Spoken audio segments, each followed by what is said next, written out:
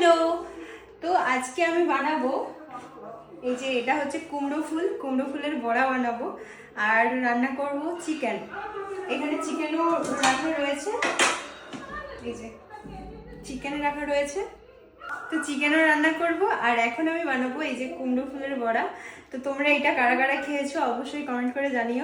এখানে রয়েছে খেসারি আর মুসুর কলাই, কাঁচা লঙ্কা একসাথে দিয়ে পেস্ট করে নিয়েছিলাম।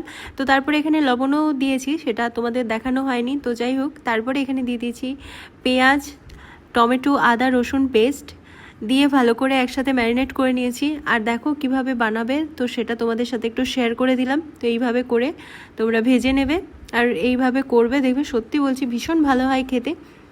তো যাই হোক, তোমরা কারা কারা খেয়েছো অবশ্যই কিন্তু কমেন্ট করে জানিও। আর এরকমভাবে একবার ট্রাই করো, সত্যি বলছি আমি তোমাদের গ্যারেন্টি দিচ্ছি তোমাদের ভীষণ ভালো লাগবে। তো দেখো আমি আবারও তোমাদেরকে দেখিয়ে দিচ্ছি কেমনভাবে বানাবে। আর এই ভিডিওটা কয়েকদিন আগেকার ভিডিও, তো সময় পাচ্ছিলাম না বলে এডিট করা হয়নি, সেই ভিডিওটাই তোমাদের সাথে শেয়ার করে দিলাম। তো দেখো আমি এক এক করে বড়াগুলোকে তুলে নিচ্ছি। তো সেমভাবে বাকি বড়াগুলোও আমি ভেজে নেব। তো তোমরা যদি এরকমভাবে কেউ ট্রাই করো অবশ্যই আমাকে কমেন্ট করে জানিও। আর কেমন লাগলো ভিডিওটা সেটাও আমাকে কমেন্ট করে জানিও।